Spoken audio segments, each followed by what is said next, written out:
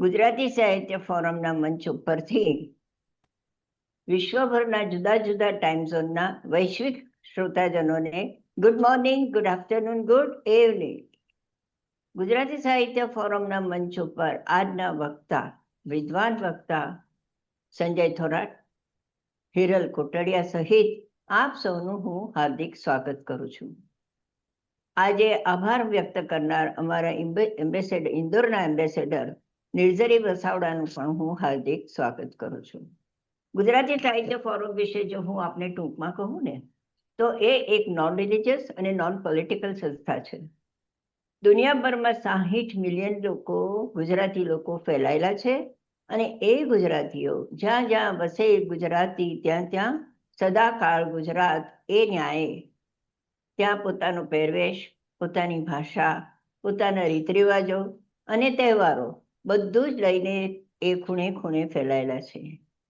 આપણી ગુજરાતી ભાષા પણ બધે જ ઠેકાણે પહોંચી ગઈ છે. હું તમને કહેતા મને ઘણો આનંદ થાય છે કે યુકેમાં અને યુએસમાં પણ એટલી બધી ગુજરાતી ઓટલો અને એ બધી સંસ્થા એટલી બધી ગુજરાતીમાં ચાલે છે કે વાત ના પૂછો. અને એ પ્રમાણે આપણી ગુજરાતી ભાષા દરેક ઠેકાણે ઓછે વધતે અંશે પણ ટકી ગઈ છે. ગુજરાતી ભાષાને થોડોક અંગ્રેજી માધ્યમ આવવાથી આપણા જ ગુજરાતમાં ગુજરાતી ભાષાને થોડો લૂણો લાગ્યો છે. એ લૂણાને દૂર કરવા માટે ગુજરાતી ભાષાના પ્રચાર, પ્રસાર અને જાળવણી માટેનું કામ ગુજરાતી સાહિત્ય ફોરમ કરી રહ્યું છે. અને એના માટે અથાગ પ્રયત્નો પણ ચાલુ છે. તમને બધાને જણાવતા ઘણો આનંદ પણ થાય છે કે આજનો જે આપણો એપિસોડ છે 285મો એપિસોડ, અને 285 એપિસોડમાંથી 7 કે 8 વખત જ કંઈક રિપીટ થયું હોય કે વાર્તા પઠન જેવું. અધરવાઇઝ બધા જ નવા નવા વિષયો છે. જો તમે અમને 1 કલાક તમારો અમને આપો છો, 1 કલાક વ્યર્થ ના જવો જોઈએ. દરેક વખતે તમને કંઈ ને કંઈ નવું જાણવા મળે, એવી રીતે જ્ઞાન ઉપાસનાનો પણ આ મંચ સાક્ષી બની રહ્યું છે. આ જ પ્રમાણે ઘણા ઘણા નવા સભ્યો આજે પણ દેખાઈ રહ્યા છે. તો આપણે અમારા જૂના એપિસોડ સાંભળવાની ઈચ્છા થાય તો ગુજરાતી સાહિત્ય ફોરમની યુટ્યુબ ચેનલ છે એ સબસ્ક્રાઇબ કરશો, જેથી કરીને તમને અમારા વિષયો આગળના છે એ બધા જ જોવા સાંભળવા મળશે.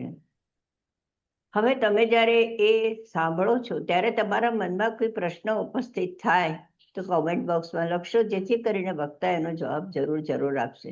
ધારો કે તમને કોઈ પ્રશ્ન ઉપસ્થિત નથી થતો તો કાંઈ નહીં, પ્રતિભાવ તો આપશો ને.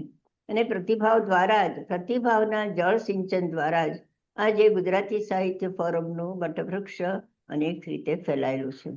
આમ આપનો પણ નાનો પણ ઘણો બધો સહકાર છે. એ રીતે ગુજરાતી સાહિત્ય ફોરમ દુનિયાના ખૂણે ખૂણે ફેલાયેલું છે, અને ત્યાંથી જે લોકો આવે છે એ બધાને આપણી ફોરમની સુવાસ ખૂબ પ્રસરેલી છે, ગમે છે. ચાલો ત્યારે વધારે વખત નહીં લઉં, કારણ કે આજનો વિષય એવો સરસ છે. એઆઈ માનવની સર્જન યાત્રાનો નવો સાથી. અત્યાર સુધી જે સાથીઓ સાથે આપણે યાત્રા કરી છે એમાં આ એઆઈ, આર્ટિફિશિયલ ઇન્ટેલિજન્સ, એ એક નવો સાથી છે. અને એ વિશે આજે આપણને ખૂબ સરસ જાણકારી આપવાના છે સંજય થોરાટ અને હિરલ કોટડિયા. તો આવો એમને માણીએ. હિરલ, સંજય થોરાટ, આપને હું વિનંતી કરીશ કે તમે હિરલનો પરિચય આપો અને પછી હિરલ તમે સંજયનો પરિચય આપશો. Thank you. અસ્તુ. ઓમ નમઃ શિવાય. વાગર્થૌ વિવ સંતૃપ્તૌ વાગર્થૌ પ્રતિપત્તયે જગતઃ પિતરૌ વંદે પાર્વતી પરમેશ્વરો. આજે મહાશિવરાત્રી છે. આજે વિશ્વમાં જ્યાં પણ મહાદેવ, દેવાદિદેવ મહાદેવના મંદિર છે ત્યાં આગળ ઓમ નમઃ શિવાયના નાદ ગુંજી રહ્યા છે. એક બિલ્વ શિવાર્પણમ કરીને આપણે એના પર બિલ્વપત્ર ચડાવીએ છીએ. એવું કહેવાય છે કે આખું વર્ષ દરમિયાન જો આપણે કોઈ પૂજાપાઠ ન કરી શક્યા હોય અને આજે એક બિલ્વનું પર્ણ પણ આપણે અર્પણ કરીએ તો મહાદેવની કૃપા આપણા પર રહે છે. તો એવા સરસ મજાની શિવરાત્રી, મહાશિવરાત્રીના દિવસે શિવજીને જેમ ત્રીજું નેત્ર હતું એમ કદાચ આ એ આપણે આજના જમાનાનું ત્રીજું નેત્ર છે એવું આપણે કહી શકીએ. ત્રીજું નેત્ર ખુલી જાય તો તાંડવ થાય, પણ આપણે અહીંયા તાંડવ નથી કરવાના, આપણે એ વિશે જાણવાના છીએ. મહાદેવજી વિશે એમ કહેવાય કે આજના વિશે એમની ઘણી બધી કથાઓ સાથે સંકળાયેલી છે. આજે શિવ અને પાર્વતીના વિવાહ થયા હતા એવી પણ એક વાત છે. આજે શિવલિંગ ઉપર અનાયાસે એક શિકારી દ્વારા બિલ્વ અર્પણ થવાથી એ શિવજીના પર પ્રસન્ન થયા અને એને કીધું કે તું આ શિકારી વૃત્તિ છોડીને પૂજા કરતો, એવી પણ એક દંતકથા છુપાયેલી છે. જ્યારે દેવ અને દાનવ વચ્ચેનું યુદ્ધ થયું અને સમુદ્ર મંથન થયા પછી જે કઈ વિષ નીકળ્યું એ મહાદેવજીએ પાશન કર્યું, એમના ગળામાં સમાઈ લીધું અને અમૃતનો ઘોડો બધાને વેચી દીધો. એ પણ કથા શિવજી સાથે સંકળાયેલી છે. મહાદેવ વિશે અનેક કથાઓ સંકળાયેલી છે. અને આવું બધું તમે એઆઈ ને પૂછો ને તો એઆઈ પણ કહેશે. એટલે હું પહેલા હિરલ ને કે આ મહાદેવ વિશે એઆઈ શું કહેશે જરા એ આપણે જોઈએ અને પછી આગળની વાત ચાલુ કરીએ. જી સંજયભાઈ, એક જ મિનિટ, હું મારી સ્ક્રીન શેર કરી આપણે જી ડાયરેક્ટ એઆઈ ને જ પૂછીએ. હા મારી સ્ક્રીન દેખાય છે? હા, દેખાય છે. આપણે પૂછીએ આજે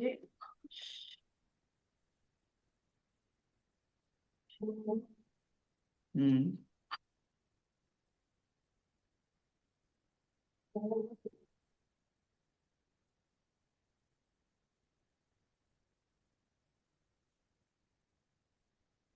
આપણે પૂછીએ કે આજે મહાશિવરાત્રી છે તો એમની કથા અને મહિમા સમજાવો. જી એઆઈ છે એ હંમેશા એમની પાસે જે ડેટા છે, એમને જે કંઈ વાંચેલું છે, એમને જે કંઈ ફીડ કરવામાં આવ્યું છે, એના પરથી સંતુલિત કરી અને આપણને અર્થ આપશે. તો એવું પણ બને કે કદાચ 5-10% સાચું ખોટું પણ હોઈ શકે, પણ આ એમને વાહ. આપેલો પણ પૌરાણિક કથાઓ જે હિરલ આ વાત વાત તો કરી. ખરે આ તો કેવી અદ્ભુત વાત કહેવાય. મેં તો મહાદેવજીનું નામ કરીને 3 વાત કરીને ત્રણે વાત એમણે એ જ કીધી કે આ 3 મુખ્ય જી વાર્તાઓ છે. જી આ જી તો કેટલો સરસ યુગાનું યુગ કહેવાય. અને મહત્વ અને વિધિ બી છે કે ઉપવાસ કરવાનો, અભિષેક કરવાનો, બિલીપત્ર, રાત્રિ જાગરણ. અને કદાચ આમનો આપણે સાયન્ટિફિક મહત્વ પૂછીએ તો બી બતાવી શકશે. કંઈ જ લખવાની જરૂર નથી, માત્ર ખાલી 2 શબ્દોથી પણ એ સમજી જશે કે આપણે આજના દિવસનું સાયન્ટિફિક મહત્વ શું છે એ જાણવા માંગી છીએ. કરોડરજ્જુ અને જાગરણનું વિજ્ઞાન.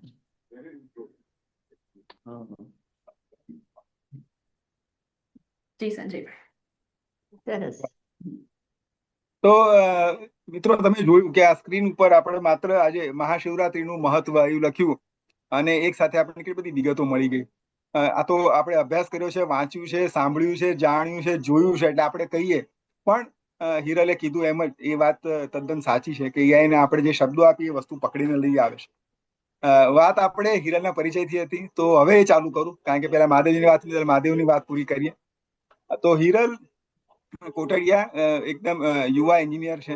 એણે માસ્ટર્સ એઆઈમાં માસ્ટર્સ કરેલું છે. એ સ્કોલર છે. મને ખ્યાલ છે ત્યાં સુધી અમે પહેલી વાર જયારે મળ્યા ત્યારે વાત થઈ હતી, જીટીયુમાં પણ એ સ્કોલર રહેલી છે. એન્જિનિયરિંગ બી એણે ગવર્મેન્ટ કોલેજમાંથી કર્યું હતું અને એ બીમાં પણ જીટીયુ સ્કોલર રહેલી છે. માસ્ટર્સમાં એણે એઆઈ કરેલું છે. છેલ્લા 10 વર્ષથી એઆઈ સાથે સંકળાયેલી છે. એટલે આજે આપણી પાસે જે હિરલ તમને દેખાય છે નાની, પણ એ નાની નથી, ખજાનો છે, બ્લાસ્ટ છે આપણી પાસે, જો કહીએ તો એ એનું યોગદાન છે ગૂગલમાં અને માઇક્રોસોફ્ટના સપોર્ટથી પણ એ ઘણા બધા કામ કરી રહી છે. અત્યારે વિશેષ વાત એવી પણ ખરી કે હિરલ મારી નાની ફ્રેન્ડ છે. આ વાત થઈ એઆઈની, પણ એ સાહિત્ય, ગુજરાતી સાહિત્યમાં પણ એનું ખૂબ યોગદાન છે. એ ખૂબ સરસ મજાની માઇક્રોફિક્શન વાર્તાઓ લખે છે. અમે સાથે મળીને વાર્તાઓ લખીએ છીએ. અમે ક્યારેક સહિયારી વાર્તાઓ પણ લખેલી છે. અને બહુ છેલ્લા એકદમ અપડેટ આપવું તો એવું કહેવાય કે અત્યારે જેમ આપણે ડીપ ફેકની વાત કરીએ છીએ ને, એમ હિરલ અત્યારે મારા ઓફિસની અંદર એઆઈ પ્રોજેક્ટ લઈને કામ કરી રહી છે. એટલે એ પણ એક સુભગ સમન્વય જ કહેવાય કે જે આપણા મિત્રો આપણી સાથે આવે, આપણી ઇન્ડસ્ટ્રીમાં આવે ને કામ કરે. હિરલ, હું એક મારા ઓફિસના એક્સપિરિયન્સ સાથે જ વાત ચાલુ કરું અને પછી આપણે તારું ઇન્વોલ્વમેન્ટ ચાલુ કરીએ તો થોડું કનેક્ટિવિટીમાં પણ રહેશે. તો મિત્રો તમને ખબર હશે, એમ હિરલ એન્જિનિયર છે, એમ હું પણ એન્જિનિયર છું અને સાહિત્ય અમારો શોખ છે, સાહિત્યમાં અમારું યોગદાન છે. પરંતુ એન્જિનિયરિંગ અમારું મૂળ વ્યવસાય છે, એમાં અમે કામ કરીએ છીએ. હું QA એટલે ક્વોલિટી એશ્યોરન્સ સાથે સંકળાયેલો છું. અને અમારે એવું હોય કે દર સોમવારે મને એક જવાબદારી છે મારી પોતાની કે દર સોમવારે ઇન્ડસ્ટ્રીમાં કોઈ પણ નવા શબ્દો આવતા હોય તો ઇન્ડસ્ટ્રીમાં એ શબ્દ આપણે લઈને એ શબ્દના અર્થ અને શબ્દોનો ઉપયોગિતા અમારી ઇન્ડસ્ટ્રીમાં કેવી રીતે થાય, કેવી રીતે ઉપયોગી થાય અને એના શું આપણે એડવાન્ટેજ લઈ શકીએ, એ માટે હું હંમેશા થોડીક મહેનત કરીને કરતો હોઉં છું. ને આ ઉપક્રમ છેલ્લા 5-7 વર્ષથી ચાલે છે. તો છેલ્લા ઘણા સમયથી હું કોઈ પુસ્તક લાવતો, વાંચતો, નેટ પર સંશોધન કરતો પણ છેલ્લા એકાદ વર્ષથી એવું થયું કે આ જયારે એઆઈ આવ્યું ને એઆઈ આવી ગયું એટલે મને જયારે જાદુઈ જડીબુટ્ટી હાથમાં લાગી ગઈ.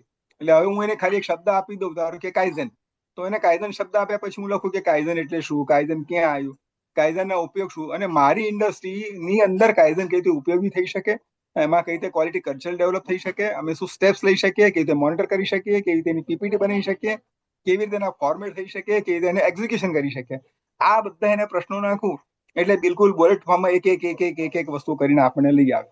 અને આ બધું આવ્યા પછી આપણે એકવાર એને વાંચી જઈએ, આપણે સમજી લઈએ કે હા આપણે જે કંઈ વિચાર્યું હતું, આપણે કંઈ માંગ્યું હતું એ બરાબર છે. એ આવ્યા પછી એકાદ ચિત્ર પણ આપણે કે ભાઈ સારું કોઈ પિક્ચર એના રિલેવન્ટ પિક્ચર તો મને શેર કરો, તો એ પિક્ચર સાથે આખી હું માહિતી મૂકું છું. અને પછી આખા અમારા કંપનીની અંદર જે કંઈ 2000 એમ્પ્લોય છે બધા પાસે પહોંચે છે અને ઘણા બધાને ઉપયોગી થાય છે અને લોકો દ્વારા વખણાય છે. હવે પ્રશ્ન હું હિરલ પાસે લઈ આવું છું કે મેં આ તો કામ ચાલુ કર્યું, તો હિરલ આપણે આ ઇન્ડસ્ટ્રીની અંદર આવું તો ઘણું બધું હશે, તો આ ઇન્ડસ્ટ્રીમાં એઆઈ ખરેખર શું ઇન્ડસ્ટ્રીમાં આપણે એઆઈ નો ઉપયોગ કરવો જોઈએ? પ્રશ્ન પહેલો આ છે કે આપણે કરવો જોઈએ. જો હા, તો એ કેવી રીતે આપણને પોઝિટિવ મેનરમાં સપોર્ટ કરે, અને જો ના, તો શું ના કરવું જોઈએ. આ બે વસ્તુ અને એનું અલ્ગોરિધમ શું છે, આ કઈ રીતે કામ કરે છે. કારણ કે આમાં શું છે, બે વસ્તુઓ છે. કોઈ વિષયનું મારી પાસે જ્ઞાન છે તો હું એને સમજી શકું છું, કારણ મને જે માહિતી આપી સાચી છે કે ખોટી. એટલે સૌથી પહેલા મારી પાસે ઇનબિલ્ટમાં જો આ માહિતી હશે તો હું એને કોરિલેટ કરી શકીશ, એવી કરી શકીશ. પણ જો નહીં હોય તો એવી શક્યતા કરી મારાથી ભૂલ પણ થશે. આપણે હિરલને સામે ઓકે. પ્રશ્નની પહેલા મને એક એનાથી પણ વધારે થોડુંક અઘરું કામ સોંપવામાં આવ્યું છે, એ છે સંજયભાઈનો પરિચય આપવાનો. પણ મને એવું કીધું છે કે ટૂંકમાં પરિચય આપો. હસ્તી એટલી મોટી છે કે ટૂંકમાં પરિચય આપવો અઘરો છે, પણ થોડું ખરેખર ટૂંકમાં પરિચય આપું તો સંજયભાઈ છે ગાંધીનગર સાહિત્ય સભાના ફોર્મર પ્રેસિડેન્ટ છે, એ સાથે નવગુજરાત સમયમાં પણ કોલમ રાઇટર છે. એ સિવાય એમના ઘણા બધા પુસ્તકો છે. એમાંનું એક પુસ્તક અનોખા સ્વાતંત્ર્ય સેનાની મણિબેન, એમને ગુજરાત સાહિત્ય અકાદમી દ્વારા દ્વિતીય પારિતોષિક મળ્યું છે. અને એ જ પુસ્તકની લગભગ 35,000 જેટલી કોપી પબ્લિશ થઈ છે અને ગુજરાતની અલગ અલગ સ્કૂલમાં આપવામાં આવી છે. એ સિવાય 154 જેટલી હાફ મેરેથોન એમને સક્સેસફુલી કમ્પ્લીટ કરી છે. પણ આજે સવારે જ એક મેરેથોન દોડીને આવ્યા છે, તો કદાચ આજે 155 થઈ હશે. ખૂબ જ સમયસર અને રેગ્યુલર બ્લડ ડોનેશન કરે છે. આજ સુધી ટોટલ 86 ટાઈમ્સ એમને બ્લડ ડોનેટ કરેલું છે. ધ આઈડિયલ મેન એવોર્ડ એમને લાસ્ટ યર એમના social work for female in slum area માટે મળ્યો હતો. અને પોતે એન્જિનિયર છે અને કલ્પતરુ પ્રોડક્શન ઇન્ટરનેશનલમાં સિનિયર મેનેજર તરીકે સેવા આપે છે. તો આ સંજયભાઈનો અતિ ટૂંકમાં પરિચય હતો. હા, યસ. તમારા પ્રશ્ન પર આવું તો પેલું તો તમે જેવી રીતે કીધું કે ઇન્ડસ્ટ્રીમાં અથવા તો ડે ટુ ડે લાઈફમાં એઆઈનો ઉપયોગ કઈ રીતે હું કરું છું અથવા તો કરવો જોઈએ કે નહીં. તો પહેલા તો હું જે કામ કરું છું, હું જ્યાં જોબ કરું છું, અમારું મુખ્ય કામ જ એ છે કે લોકોને એઆઈના સોલ્યુશન પ્રોવાઈડ કરવાનું. તો હું તો ના તો નહીં જ પાડું કે એઆઈનો ઉપયોગ ન કરવો જોઈએ, કારણ કે મારા ઘરમાં પૈસા એનાથી આવે છે. મારી વાત કરું તો અમારા મુખ્ય બે કામ છે. એક, લોકોને એઆઈના સોલ્યુશન આપવા, અને બીજું નવી જનરેશનને ટ્રેન કરવી. સો મારું એક મુખ્ય ડિપાર્ટમેન્ટ એ પણ છે કે હું નવા એન્જિનિયર્સને ટ્રેનિંગ આપું છું. તો ટ્રેનિંગ આપવા માટે અઠવાડિયામાં કે 15 દિવસે એક વખત લેક્ચર્સ લેવાના હોય, એમને કંઈક નવી વસ્તુ સમજાવવાની હોય. મોટા ભાગે તો એ લોકો એઆઈથી જ શીખે છે, પણ જે માનવ મૂલ્ય હોય, એથિક્સ હોય, એ બધી ટ્રેનિંગ છે અલગ અલગ રીતે અમારે આપવાની હોય છે. તો એના માટે પ્રેઝન્ટેશન તૈયાર કરવું પડે. તો હું મારી વાત કરું તો આજથી થોડાક વર્ષ પહેલા, 3-4 વર્ષ પહેલા જે પ્રેઝન્ટેશન બનતું, એ જાતે પાવર પોઈન્ટમાં આપણે બેસીને પ્રેઝન્ટેશન બનાવતા 2-3 કલાક થતી, એ જ વસ્તુ આજે કોઈ પણ ટોપિક પર મેક્સિમમ 30 મિનિટમાં હું પ્રેઝન્ટેશન બનાવી, લેક્ચરની પ્રિપેરેશન કરી અને છોકરાઓને ડિલિવર કરી શકું છું. અગર મને એ ટોપિકનું જ્ઞાન છે, મને બધું ખબર છે, તો એને પ્રેઝન્ટ કરવામાં, એમને ડિઝાઇન કરવામાં ખૂબ જ ઓછો સમય લાગે છે. તમે જે રીતે એક્ઝામ્પલ આપ્યું કે તમે જે એક ક્વેશ્ચન છે ગૂગલને પૂછી, એઆઈને પૂછી, કાઇઝન છે તો એ શબ્દ પૂછી અને જેવી રીતે કરો છો, એવી જ મેં આજે એક એક્સરસાઇઝ કરી. આપણે અહીંયા પ્રેઝન્ટેશન નહોતું બનાવવાનું કે બતાવવાનું, પણ એઆઈ કેટલું યુઝફુલ છે એ બતાવવા માટે મેં એક પ્રેઝન્ટેશન બનાવ્યું. મારી સ્ક્રીન પર તમે જોઈ શકશો. મેં ખાલી માત્ર ને માત્ર આટલી જ પ્રોમ્પ્ટ આપેલી હતી, આટલી જ ઇન્સ્ટ્રક્શન આપી હતી કે મારે આ ટાઈપનું ઓડિયન્સ છે, મારો ટોપિક છે, અને મારે એમાં અમુક વસ્તુ એડ કરવી છે, whatever. And the presentation was ready within 1.5 minutes. Right? આમાં આપણે કન્ટેન્ટ ના જોઈએ. કન્ટેન્ટ તો હું કોઈ પણ રીતે બદલી શકું ગમે ત્યારે, કારણ કે મારી પાસે નોલેજ છે, શું લખવું છે મને ખબર છે, તો કન્ટેન્ટ ચેન્જ થઈ જાય. પણ જે રીતે આખું ડિઝાઇન કરીને એક પછી એક સ્ટેપ્સ, ટાઈમલાઈન અને જે બધી વસ્તુ મને એઆઈ 1-1.5 મિનિટમાં બનાવીને આપે, તો એનાથી મારું જે રેગ્યુલર ડે ટુ ડે કામ હોય, આજ પ્રેઝન્ટેશનમાં જો મને 2 કલાક થતી હોય તો એ 10 મિનિટમાં બની ગયું, તો બાકીની 1.5 કલાક હું કંઈક ક્રિએટિવ થિંકિંગ અને એ બધી વસ્તુમાં સ્પેન્ડ કરી શકું. So this is the AI, કે જે આપણને રોજબરોજમાં એવી રીતે ઉપયોગમાં થાય છે કે જે ક્રિએટિવ કામ નથી, એવા જે કામ છે કે જે કોઈ પણ કરી શકે છે, જે મશીન પણ કરી શકે છે, એ બધા કામ એઆઈ કરે છે. ઈમેલનો રિપ્લાય આપવાનો હોય તો એઆઈ મને આખો ઈમેલ રિપ્લાય રેડી કરીને આપે છે. કોઈ મોટો ઈમેલ આવ્યો હોય તો એની સમરી આપે છે કે ભાઈ આમાં આ 3 વસ્તુ મુખ્ય લખેલી છે, આવો રિપ્લાય આપવો જોઈએ. પછી હું મારી રીતે એમાં મારા ઇન્સ્ટિંક્ટથી, મારા નોલેજથી એડિટ કરી અને ઈમેલ સેન્ડ કરી શકું. એ સિવાય એક ખૂબ જ વધારે ઉપયોગી વસ્તુ છે, એ છે કોલ સમરી. અમારે જનરલી આઉટ ઓફ ઇન્ડિયા વધારે વર્ક થતું હોય છે, તો ક્લાયન્ટ સાથે કોલ હોય તો કોલ કમ્પ્લીટ થાય, આજે એક કોલ છે, પછી આવતા વીકમાં એક કોલ હોય, પછી 15 દિવસ પછી એક ફોન હોય. એક સાથે પેરેલલ 15 થી 20 પ્રોજેક્ટ ચાલતા હોય, તો એવું બને કે આપણને ભૂલાઈ જાય કે આ કયા ક્લાયન્ટ છે, કયો પ્રોજેક્ટ છે, શું છે. તો કોલ શરૂ થયાના 10 મિનિટ પહેલા એ આખી સમરી આપે કે આ તારીખે આવું થયું હતું, આવું થયું હતું, અને અત્યારે આજના કોલનો એજન્ડા આ છે. It takes only 2 to 3 minutes to read summary of all last 10 calls. So એ રીતે એઆઈ છે રોજબરોજમાં ઘણું બધું ઉપયોગી થાય છે. સંજયભાઈનો બીજો પ્રશ્ન એવો હતો કે જે માહિતી મને નથી, જે વસ્તુનું નોલેજ મને નથી, એ એઆઈ આપે તો એ સાચું હોય કે ખોટું, અથવા તો એના પર ભરોસો કરવો જોઈએ કે નહીં, એ અત્યારનો મૂળભૂત પ્રશ્ન છે. જ્યારે હું ટ્રેનિંગ આપું છું ત્યારે એવા લોકો ટ્રેનિંગ લેતા હોય છે કે જેને એ વસ્તુનું નોલેજ નથી અને હવે શીખવાનું છે. ત્યાં અમારે એવો સ્ટ્રિક્ટ રૂલ છે કે એઆઈ નહીં વાપરવાનું. ટ્રેનિંગના એવા ઘણા દિવસો હોય છે કે જ્યારે અમે લોકો ChatGPT, જેમિનાઈ એવા ઘણા બધા એઆઈના ટૂલ્સ મારા ઓફિસના પ્રીમાઇસીસમાં બ્લોક કરી દઈ છે, કે ત્યાંથી પ્રીમાઇસીસમાં જે લોકો બેઠા હોય એ કોઈ આ ટૂલ્સ વાપરી જ ના શકે.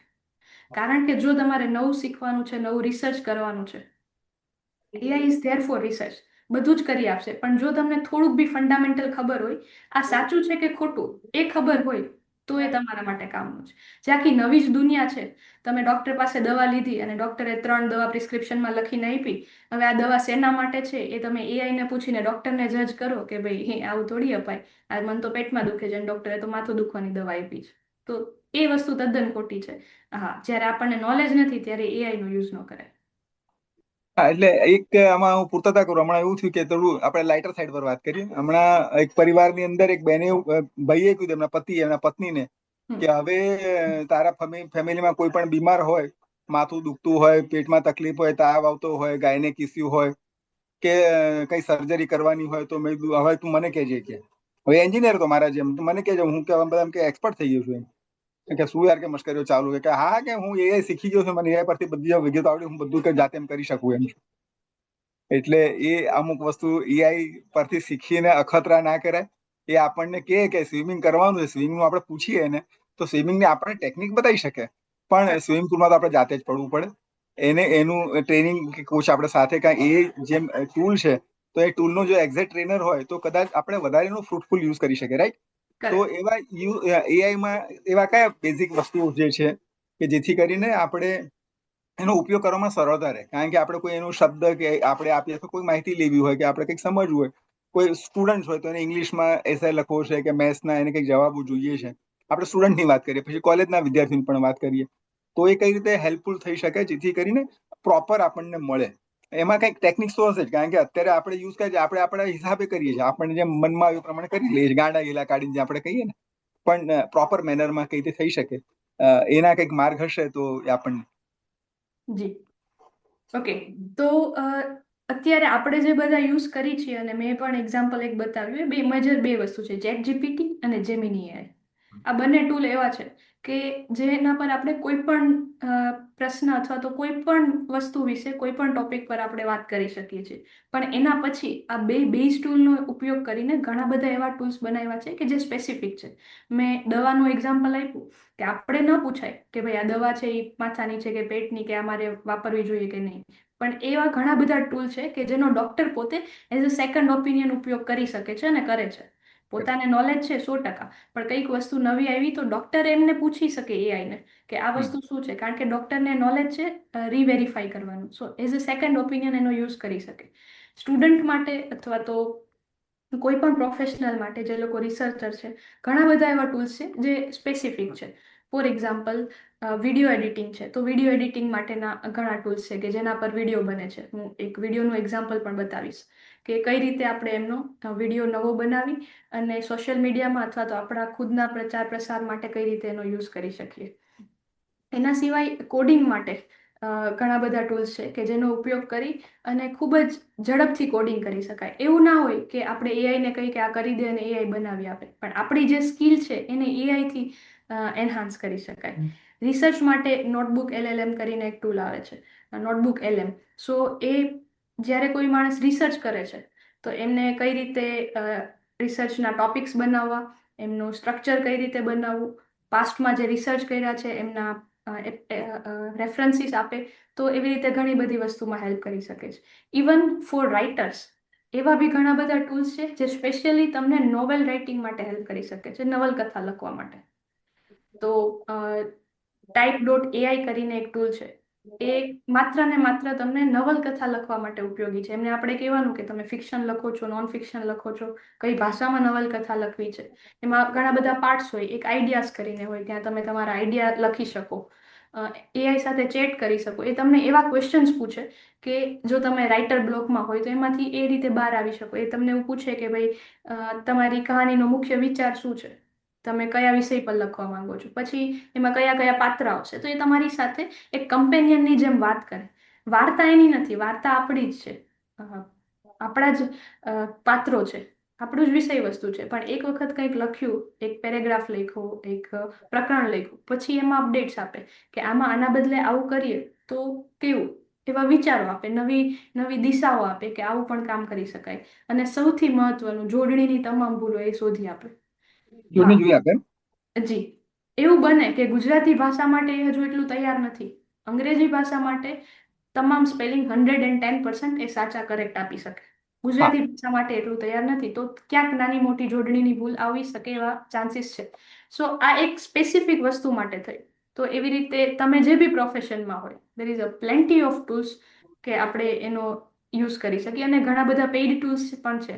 તો જે ટૂલ્સ પેઇડ છે, આપણે જેના માટે પૈસા આપીએ છીએ, એ લોકો આપણને આપણો ડેટા છે એ સિક્યોર રાખે છે, એની 100% ગેરંટી આપે છે, અને એમાં ડેટા સિક્યોરિટી બી હોય છે. એક મારો આના રિલેવન્ટ પ્રશ્ન છે, એટલે આપણે એક મારે જાણવું પણ છે. હમણાં એવું થયું કે આપણે ગયા વર્ષે 21મી જૂન એટલે વિશ્વ સંગીત દિવસ કહેવાય છે. જી. એટલે જ્યારથી નરેન્દ્ર મોદી આ હાથમાં લીધું ત્યારથી આપણે વિશ્વ યોગ દિવસ તરીકે વધારે પ્રખ્યાત છે, પણ એ દિવસે વિશ્વ સંગીત દિવસ પણ છે. તો એના અનુસંધાને મારે એક લેખ લખવો હતો. હું મોટાભાગે આર્ટિકલ લખવા માટે એઆઈ નો ઉપયોગ કરતો નથી, પણ એ દિવસે મનમાં આવ્યું કે એક વિષય આવ્યો છે તો જોઈએ તો ખરા મને એઆઈ શું સપોર્ટ કરે છે. એટલે મેં એવું લખ્યું કે ભાઈ મારે વિશ્વ સંગીત દિવસ અન્વયે એક લેખ લખવો છે. એટલે એમણે મને થોડી ઘણી વિગત આપી. પછી હું થોડો સ્પેસિફિક થયો, મેં કીધું ના, મારે સંગીતકારો વિશે લખવું છે, તો એને સંગીતકાર વિશે આપી. એમાં પાછું વધારે થયું, મેં કીધું મારે એમાં જુગલ એટલે ડ્યુઅલ કહીએ ને આપણે, જુગલબંધી. બેલડી, સંગીત બેલડી, એના વિશે લખવું છે. એટલે એને પછી મને 5 લક્ષ્મીકાંત પ્યારેલાલ, કૃષ્ણલાલ ભગતરામ, કલ્યાણજી આનંદજી, એમ કરીને 5 જણાને ડિટેલ આપી. એ 5 આપી એટલે પછી મને એમ થયું કે આ 5માં તો હજી શિવહરિનું નામ તો આવ્યું નહીં, તો બહુ ફેમસ હતા, એટલે મેં વળી પછી નામ નાખ્યું, યસ યસ યસ કરીને એને એડ કર્યું. પછી પાછું મેં બીજું નામ નાખ્યું, નદીમ શ્રવણનું નાખ્યું, નદીમ શ્રવણનું આવ્યું. પછી પાછું મેં ત્રીજું નાખ્યું. તો એમ કરતા કરતા મને ખબર હતી, કારણ કે મને સંગીત મારો મનગમતો વિષય છે, મને સંગીતકારો ખબર છે. તો એ પછી બધું છેલ્લે જઈને 9 બેલડી સુધી આવીને વાત ઉભી રહી. બરાબર, એ પછી પણ મારા મનમાં બીજા 4-5 નામ તમને પૂછ્યું નહીં મેં એને. હવે મારો પ્રશ્ન છે, પ્રશ્ન હવે ત્યાં કે આ ધારો કે મને પૂછ્યું નતું ત્યાં સુધી એને મને 5 સંગીતકાર બતાવ્યા, અને બાકીના બીજા મેં 4 એડ કરાવડ્યા કે 5 એડ કરાવડા, 9 થયા. એ સિવાય પણ બીજા હતા. તો આ મર્યાદા કેમ? જો એમને પૂછ્યું કે મારે સંગીતકાર બેલડી વિશે જોઈએ છે અને હિન્દુસ્તાની બોલીવુડ સંગીત ની જોઈએ છે, તો એ મને કેમ એ વિગત ન આપી શકે? જી, ઓકે. તો એના માટે એક એન્જિનિયરિંગની આખી બ્રાન્ચ છે, એનું નામ છે પ્રોમ્પ્ટ એન્જિનિયરિંગ. તમે એઆઈને શું પૂછો છો, તમે જે લખો છો, તમે જે બોલો છો, એને પ્રોમ્પ્ટ કહેવાય. કે તમે એઆઈને પ્રોમ્પ્ટ આપી અને એની સામે એને જવાબ આપ્યો. હવે તમે અમને એવું શેર કર્યું કે તમારે વિશ્વ સંગીત દિવસ હતો અને ત્યાં બોલવાનું હતું. આ 2 લાઈન શેર કરી. એ અમે કેટલું બધું સમજીએ છીએ એમની પાછળની તમારો ભાવાર્થ, કે અમને ખબર છે કે તમે સ્પીકર છો, તમે કોઈ મોટા સ્ટેજ પર બોલવા જવાના હશો, ત્યાં આ ટાઈપનું ઓડિયન્સ હશે, તમે 35 વર્ષથી આ કંપનીમાં એઝ એન્જિનિયર કામ કરો છો, અમને તમારું ઘણું બધું બેકગ્રાઉન્ડ ખબર છે. તો અમુક વસ્તુ એવી છે કે જે અનકોન્શિયસલી અમને ખબર છે, અમે સમજી લીધી છે, એટલે આપણે તમારી સાથે વાત કરવામાં સરળતા થાય છે. એઆઈને એટલી જ ખબર છે જે તમે 2 લાઈન લખી અને મોકલી. એવું બને કે કોઈક નાનું બાળક છે ને સ્કૂલમાં કંઈક બોલવાનું છે, તો એ એટલું જ લખશે કે આજે વિશ્વ સંગીત દિવસ છે અને મારે ત્યાં બોલવાનું છે. કોઈ ટીનેજ છે, એને કંઈક એની કોલેજમાં કંઈ બોલવાનું છે, એટલું જ લખશે. તો એઆઈ એના અકોર્ડિંગ તમે જેટલો ઓછો ડેટા આપશો એને અકોર્ડિંગ પોતાની રીતે રેન્ડમ જવાબ આપશે. પણ અજથી ઇતિ સુધી બધું જ લખશો કે આ પ્રોગ્રામ છે, ત્યાં આટલા મહેમાનો આવવાના છે, આટલી કલાકની આ વસ્તુ છે, મારે આટલી આટલી વસ્તુ પર કામ કરવું છે, પ્લસ પોઈન્ટર્સ આપવા પડે, કી પોઈન્ટ્સ, કે મને આ 10 કી પોઈન્ટ્સ પર બોલવાની ઈચ્છા છે. એમાં જો કંઈ સુધારા વધારા હોય તો તમે એડ ઓન આપો. સો એક મોટો પેરેગ્રાફ, એક મોટો નિબંધ લખીને અગર એઆઈને આપશું તો એ એક્ઝેક્ટ આપણને જેવું જોઈએ છે એવું જ એક્ઝેક્ટ વક્તવ્ય બનાવીને આપે. અત્યારે લિમિટેશન આપણને એઆઈને એટલે લાગે છે કે આપણે એને જે પ્રોમ્પ્ટ આપીએ છીએ ને, એ આપણે એવું સમજીએ છીએ કે એટલું તો એ સમજતું જ હશે, પણ એ આપણને નથી ઓળખતું. આપણે આપણા મિત્રો સાથે વાત કરી છીએ, એને આપણા બેકગ્રાઉન્ડની ખબર છે, એઆઈને એટલી જ ખબર છે જે આપણે 2 લાઈન લખી છે. સો એક આખી ફિલ્ડ છે જેના ઉપર લોકો અભ્યાસ કરે છે, જેના ઉપર સર્ટિફિકેશન થાય છે, કોર્સ થાય છે, ડિપ્લોમા થાય છે, એ છે પ્રોમ્પ્ટ એન્જિનિયરિંગ. એઆઈ સાથે કઈ રીતે વાત કરવી, એઆઈને શું કહેવું. હા, એટલે એ વાત સાચી છે. જેમ અનુભવ, આ બધી વાત કેવી છે કે અનુભવ પરથી ને પ્રશ્નો પરથી જ આપણે માહિતીઓ એકબીજાને શેર થતી થાય. ઘણા આપણા અંગાડી આજે ઓડિયન્સમાં પણ એવા લોકો છે કે જે લોકો હજી સુધી એઆઈ સાથે કનેક્ટ થયા જ નથી. એમને ફર્સ્ટ ટાઈમ બધા એ લોકો એઆઈ નો યુઝ કરશે, ચેટ જીપીટી ચાલુ કરશે. તો જે નવા યુઝર છે, જે લોકો પહેલી વાર આ ટૂલનો યુઝ કરવાના છે, એમને આપણે કંઈક થોડું એવું ગાઈડ કરીએ કે જેથી કરીને એ શરૂઆત કરે તો એમને સરળતા રહે અને ઉપયોગ કરી શકે. કારણ કે મેં હમણાં મેસેજ વાંચ્યા, ઘણા લોકોના એવા ઇનબિલ્ટમાં મેસેજ આવ્યા છે કે અમે એઆઈ યુઝ કર્યું નથી. તો ઓબ્વિયસ છે, તો આપણે એમને એ તો કહીએ કે એઆઈ કેવી રીતે ડાઉનલોડ કરવાનું, તેની એપ કઈ છે, ક્યાં કરી શકાય, ઉપયોગ કેવી રીતે કરી શકાય, એ વોટ્સએપમાં છે કે એની એપ્લિકેશન છે કે ગૂગલમાં છે કે મોબાઈલમાં છે કે ઇન્ટરનેટ પર. આ અમુક વાર શું હોય કે આપણને કોઈ બાળકની પ્રાઇમરી સ્કૂલમાં બાળક નવું હોય તેના માટે બધું વિસ્મયકારક હોય. એવું આ એઆઈમાં પણ કોઈ નવું હોય તો એના માટે વિસ્મયકારક. તને એકદમ આમ નોર્મલ લાગે, મને નોર્મલ લાગે, કારણ કે આપણે આની સાથે કનેક્ટ, આપણે કામ એટલે આપણે અમુક વસ્તુ, અમુક પ્રશ્નો આપણે બાય ડિફોલ્ટ આપણને જવાબ ખબર છે, જ્યારે નવા યુઝરને ખબર નથી. તો આપણે કંઈક એવું કહીએ જેથી કરીને નવા યુઝરને આ વાતની થોડી ખબર પડે. જી, સાવ નવા યુઝર છે જેમને ક્યારે એઆઈ નો ઉપયોગ નથી કર્યો, એના માટે 2 બેસ્ટ વસ્તુ છે. એક છે ચેટ જીપીટી. ગૂગલમાં ડાયરેક્ટ ચેટ જીપીટી શબ્દ લખવાથી પણ આવશે, ચેટ જીપીટીની એપ્લિકેશન પણ છે. અને બીજી વસ્તુ છે વોટ્સએપમાં, ઇનબિલ્ટ વોટ્સએપમાં એઆઈ છે. આસ્ક એઆઈ કરીને વોટ્સએપમાં એક ટૂલ આવે છે. એમાં વોટ્સએપમાં જેમ સામાન્ય માણસ સાથે આપણે વાત કરી શકીએ છીએ, એવી રીતે એઆઈ સાથે પણ વાત કરી શકીએ છીએ. તો ત્યાં પણ આપણે ઘણા બધા પ્રશ્ન પૂછી શકીએ. આસ્ક એઆઈ જે વોટ્સએપમાં ટૂલ છે એની થોડીક લિમિટેશન્સ છે. એ આપણે સ્પેસિફિક ક્વેશ્ચન આન્સર હોય, જવાબ આપે, એટલું ડિટેલમાં ના આપે કદાચ જેટલું ચેટ જીપીટીમાં આપણને ડિટેલ્સમાં મળે. આપણે કંઈક વક્તવ્ય બનાવવું છે, કંઈક કોઈના માટે લખવું છે, ફેસબુકમાં પોસ્ટ કરવી છે, એવું કંઈ પણ કરવું હોય તો ચેટ જીપીટી છે એમાં ખૂબ સારી મદદ કરી શકે. અને તમને એક જેમિની એઆઈ નો લાઈવ ડેમો બતાવી શકું. હું સ્ક્રીન શેર કરી અને એક ડેમો બતાવું. એના પરથી આપણે નક્કી કરી શકીએ કે કઈ રીતે આપણે ચેટ જીપીટી નો ઉપયોગ કરવો જોઈએ અથવા તો જેમિની એઆઈ નો ઉપયોગ કરવો જોઈએ અને ક્યાં કરી શકીએ. Share my screen.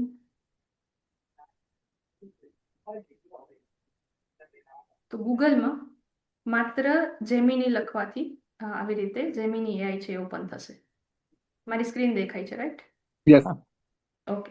For example, હવે માની લો કે હું સાહિત્ય સાથે સંકળાયેલી છું અને મેં ક્યાંક એક વાર્તા વાંચી, એક માઇક્રોફિક્શન વાર્તા વાંચી સે અક્ષરનાથ પર માઇક્રોફિક્શન વાર્તા છે. હવે એક વાર્તા વાંચી અને મને ગમી. ફોર એક્ઝામ્પલ, 43 નંબરની ડોક્ટર હાર્દિક યાજ્ઞિકની વાર્તા છે. મારે એના ઉપર ફેસબુકમાં કંઈક પોસ્ટ લખવી છે, બરાબર? મને આ વાર્તા ગમી અને મારે એમના પર કંઈક વિવેચન વાળી પોસ્ટ લખવી છે. અત્યારે અક્ષરનાથમાં એવું છે કે હું અહીંથી કોપી ન કરી શકું, તે ઉપલબ્ધ નથી. તો એનો સ્ક્રીનશોટ લઈ શકું, એઆઈને આપી શકું.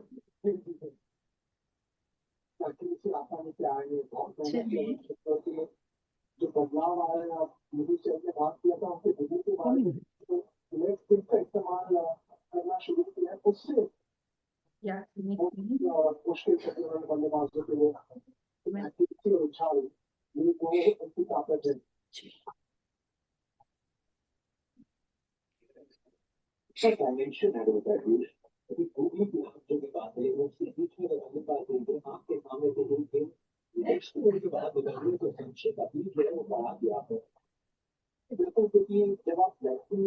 તો આ રીતે આપણે એમને કંઈક પ્રોમ્પ્ટ આપી શકીએ. સારો યુઝ એવો છે કે આપણે જે વિચારીએ છીએ, આપણે જે લખવું છે એ આપીએ, નહીં કે આવી રીતે ઓપન એન્ડેડ લખી દઈએ કે એઆઈ ને જે મજા આવે એ લખી આપે.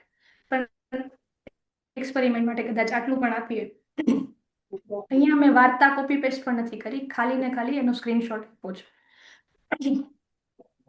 તો એ મને ફેસબુક પોસ્ટ છે આખો એનો ડ્રાફ્ટ તૈયાર કરી આપશે કે અહીંયાથી શરૂ કરી શકાય, આ વાર્તાનો સાર છે, એનું વિવેચન છે. અને આવી વાર્તા આપણને શું શીખવે છે, વાંચવા જેવી માઇક્રોફિક્શન, અને સાથે હેશટેગ પણ આપે છે. રાઈટ. આ કોઈ પણ વસ્તુના બંને પાસા હોય, પોઝિટિવ હોય, નેગેટિવ હોય.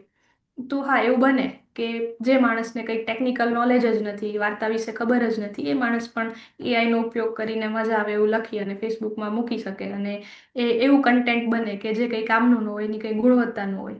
અને કોઈ માણસ છે કે જેને વર્ષોનો આમાં અનુભવ છે, જે 30 વર્ષથી વાર્તા લેખનમાં કામ કરે છે, અને એ વિવેચન મૂકી અને ફેસબુક પર મૂકે, તો એનું ગુણવત્તાસભર હોય. ગુણવત્તાની દ્રષ્ટિએ એઆઈ જનરેટેડ હંમેશા માણસ જે લખેલું છે એના જેટલી ગુણવત્તા રહેવાની જ નથી.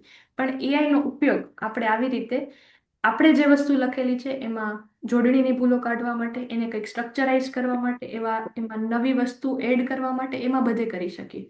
તો આ એક સામાન્ય ઉદાહરણ છે, gemini.google.com અથવા તો chatgpt.com.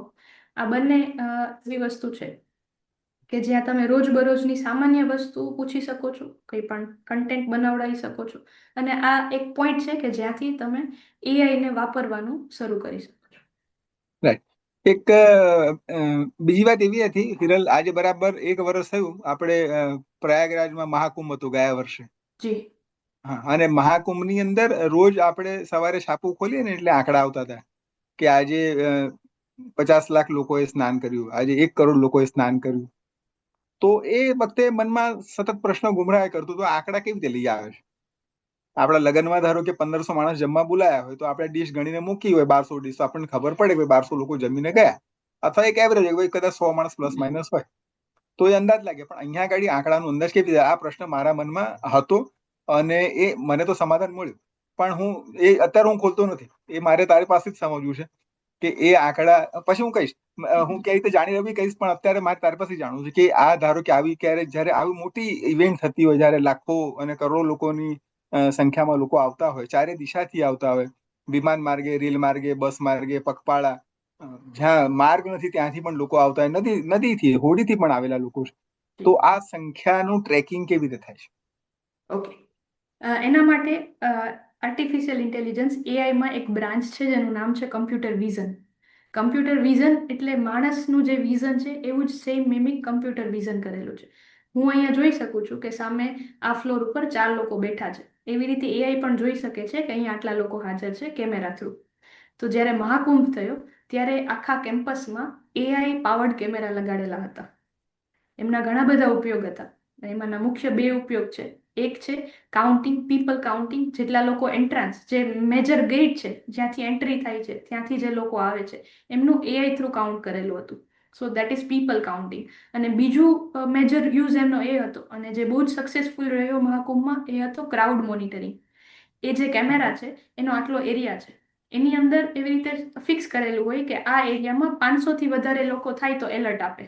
તો જ્યારે એ એરિયાની ક્ષમતા 600 લોકોની છે, તો 500 લોકો થઈ ગયા ત્યારે એના જે ઇન્ચાર્જ છે, એમના જે પોલીસ કમિશનર છે, એમને એલર્ટ મળી જાય કે અહીંયા 500 લોકો થઈ ગયા, તો હવે એની ક્ષમતાથી બહાર જવાની શક્યતાઓ છે. તો જ્યારે હમણાં મહાકુંભ થયો ત્યારે એઆઈના ઘણા બધા એપ્લિકેશનનો ઉપયોગ થયો હતો. એમાંની મુખ્ય આ 2 હતી, કેમેરા થ્રુ પીપલ કાઉન્ટિંગ અને people tracking, zone wise people tracking, કે આ એરિયાની ક્ષમતા પ્રમાણે અહીંયા કેટલા લોકો હાજર છે.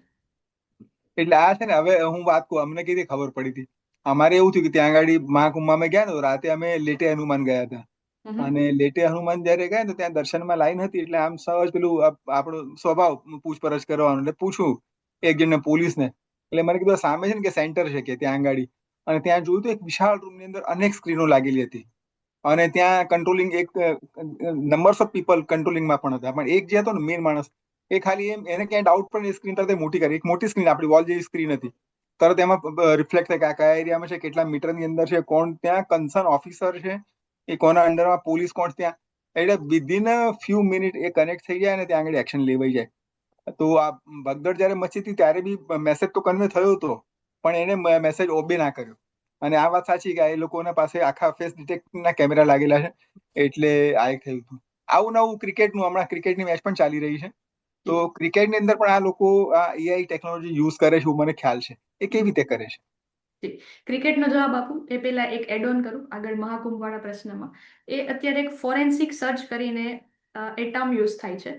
એમાં એઆઈ જે કમ્પ્યુટર વિઝન એની સાથે લેંગ્વેજ એઆઈ, એમાં આપણે પ્રશ્ન પૂછી શકીએ કે ઘણા બધા કેમેરા ચાલુ છે, જો હું એમને એવું પ્રશ્ન પૂછું કે a person with red T shirt અને બોટલ ઇન હેન્ડ, એવો માણસ કે જેને રેડ ટી શર્ટ પહેર્યું છે, હાથમાં બોટલ છે અને આવી આવી રીતે છે, અથવા તો એમની સાથે કઈ છે, હું ડિસ્ક્રિપ્શન આપું તો એના પરથી જે ડાઉટફુલ લાગતા હોય એ બધા જ લોકો કયા કેમેરામાં કેટલા વાગે આવ્યા હતા એની ક્લિપ્સ અને આખું મને લિસ્ટ મળી જાય. That is the part of forensic search.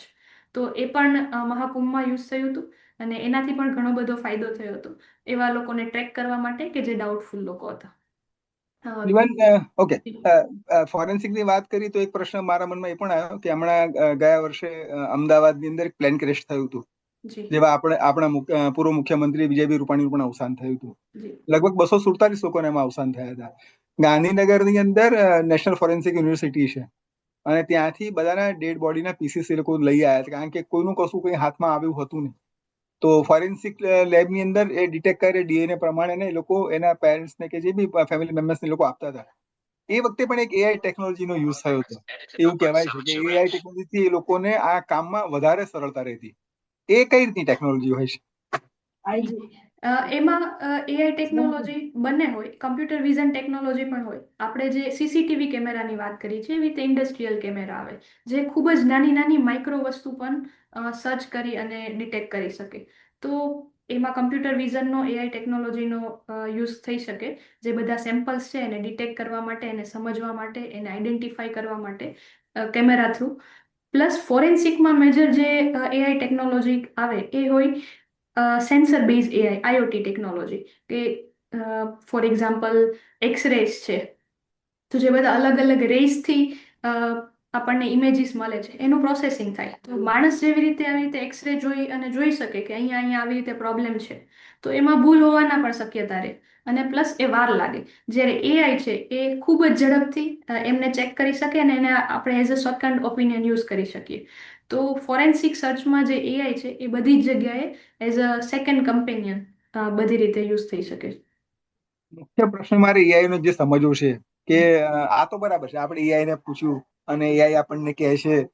આ એઆઈ છે શું? કોણ છે આ? એટલે કોઈ વ્યક્તિ છે, કોઈ મશીન છે, ક્યાં કોઈ ખૂણામાં બેસીને કામ કરે છે, કે કઈ રીતની આ સિસ્ટમ કામ કરે છે? કારણ કે આપણને આવું તો થાય ને કે જવાબ તો હવે મને હિરલ જવાબ આપી રહી છે કે કોઈ માણસ ને છે, કે કોઈ ડમી છે, કે કોઈ ડેટાબેઝ છે, અને જો છે તો એ ક્યાં છે, અને જો નથી તો કઈ રીતે કામ થાય છે? જી, આપણે ઘર જોઈએ છે, આપણી જે આખું ઘર બનેલું છે, તો એનો સૌથી નાના એકમ સુધી આવી તો એ ઈંટ હોય. દિવાલમાં જે ઈંટ હોય એ એક નાનો એકમ છે, એના ઉપરથી આખું ઘર બને છે. એવી રીતે ડોક્ટર હોય એ વાત કરે કે આપણું આખું શરીર છે, એનો સૌથી નાનો એકમ હોય તો કોષ હોય, કે એક નાનકડો કોષ છે, એને કનેક્ટ કરીને આખું શરીર બને છે. એવી રીતે જો કોમ્પ્યુટર છે એની અંદરની જે સોફ્ટવેર સિસ્ટમ છે એનો સૌથી નાનો એકમ છે 0-1 સિગ્નલ, યસ ઓર સિગ્નલ નો. એ 0 અને 1 પર કામ કરે છે, એ કમ્પ્યુટર છે. તો આપણી પાસે એ કમ્પ્યુટરનું જે 0-1 વાળું લેયર છે એના પછી એક અલ્ગોરિધમ બને. એ જે 0-1 છે એના પરથી કમ્પ્યુટરની ભાષા અને માણસની ભાષા સમજે એના માટે કોડિંગ આવે. કોડિંગ એટલે એક એવું સ્તર કે જે આપણે જે ઇંગ્લિશ બોલી છીએ એને 0-1 કન્વર્ટ કરીને કમ્પ્યુટરને સમજાવે. તો એ કોડિંગની ભાષામાં અલ્ગોરિધમ બને. અલ્ગોરિધમ એટલે એવું હોય કે તમે સમજો કે એક નાનકડી ફાઇલ છે, બરાબર, એ એક અલ્ગોરિધમ છે. એ અલ્ગોરિધમ પાસે કઈ નોલેજ ન હોય, એની પાસે ગણતરીઓ હોય. એને એવું હોય કે આપણે આ 5 વસ્તુ આપીને તો આ પ્રકારની ગણતરી કરીને આવો જવાબ આપવાનો. એટલે એક મીડિયેટર છે, અલ્ગોરિધમ છે. એઆઈ કઈ રીતે કામ કરે છે? એઆઈ અલ્ગોરિધમ ને ડેટા આપી અને અલ્ગોરિધમ કંઈક પ્રોસેસ કરી અને આઉટપુટ આપે.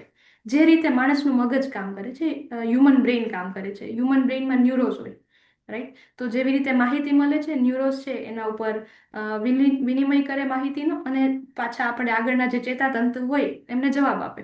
ફોર એક્ઝામ્પલ, આગ હોય, એમાં હું હાથ અડાડું તો ત્યાંથી મને સિગ્નલ મળે કે મારા જે અહીંના સ્પર્શના જે કોષ હતા એને કંઈક જલન થયું.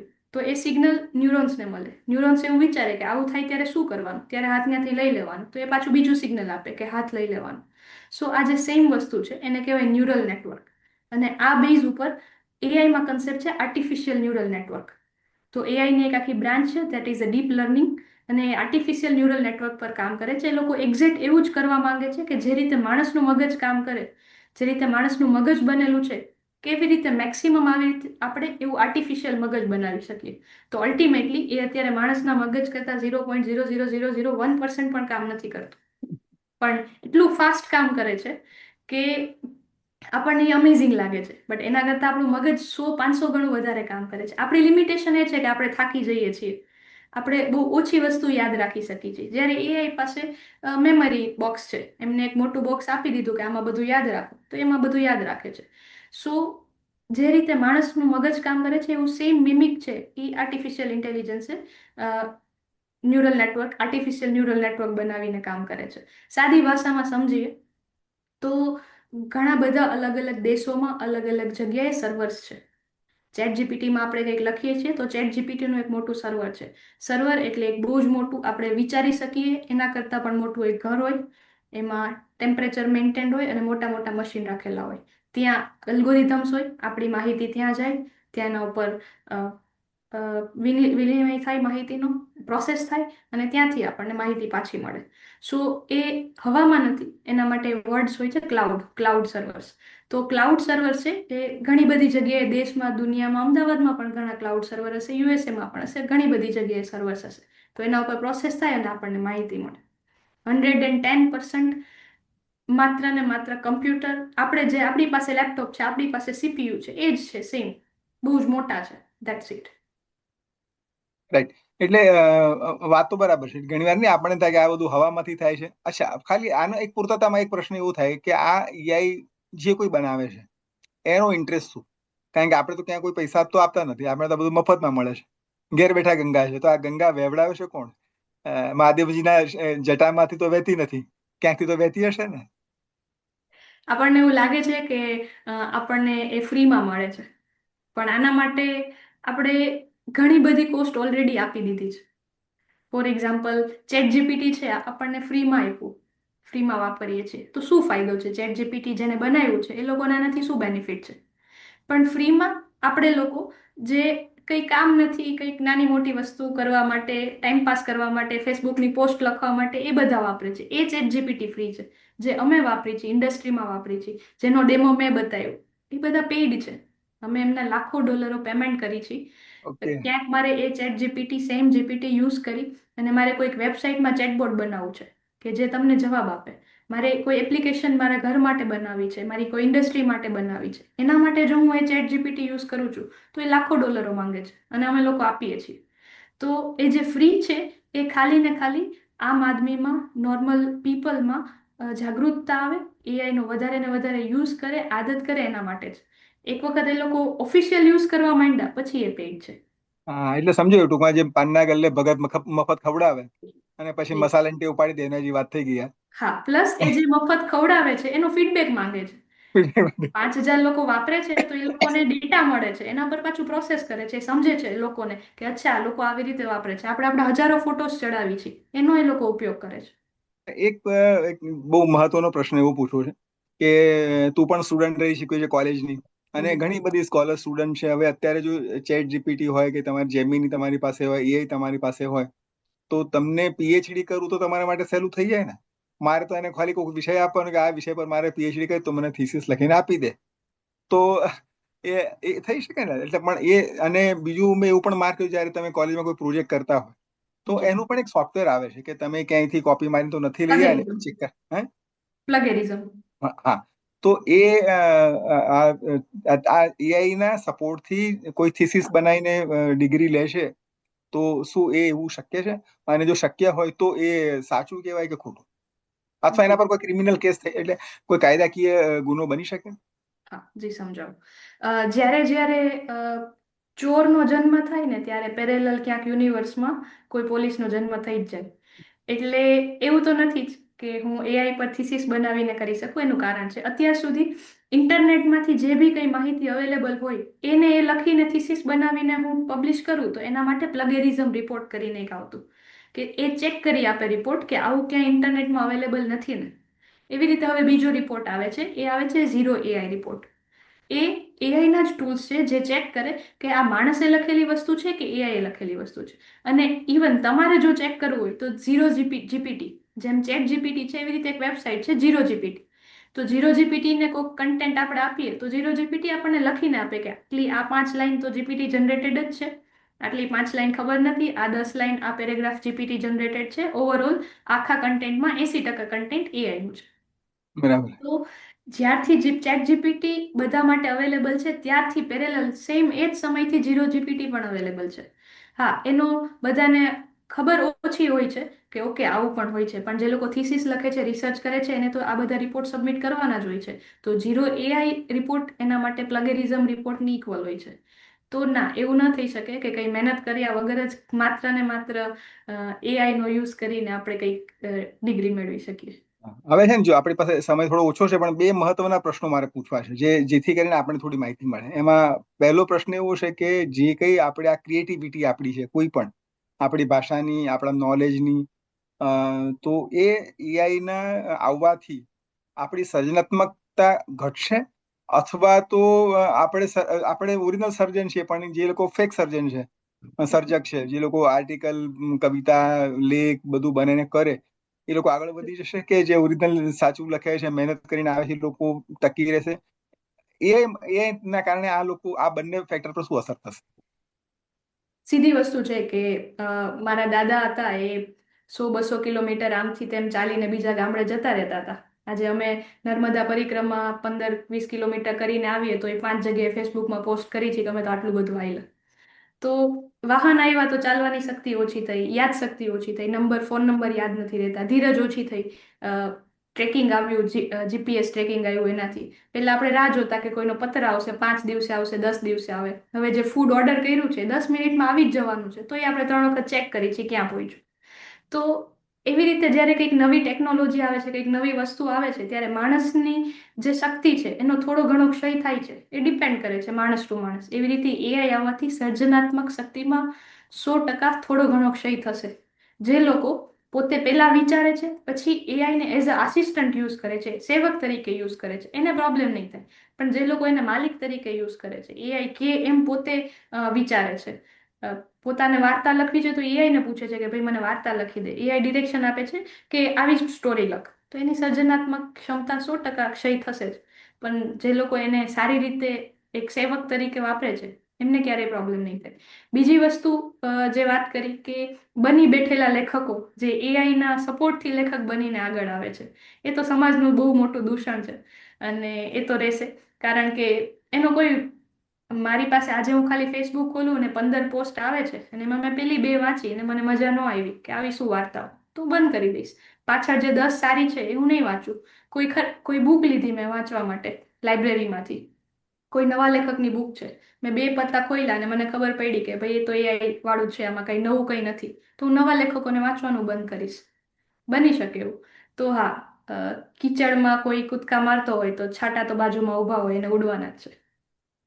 એટલે આમાં વાત એવી છે કે તમારું વાંચન, તમારું લિસનિંગ, તમારો એક્સપિરિયન્સ, આ બધું તો પાછું એની સાથે સાથે એટલું જ મહત્વનું છે. હવે એક છેલ્લું અને જરા રસપ્રદ પ્રશ્ન.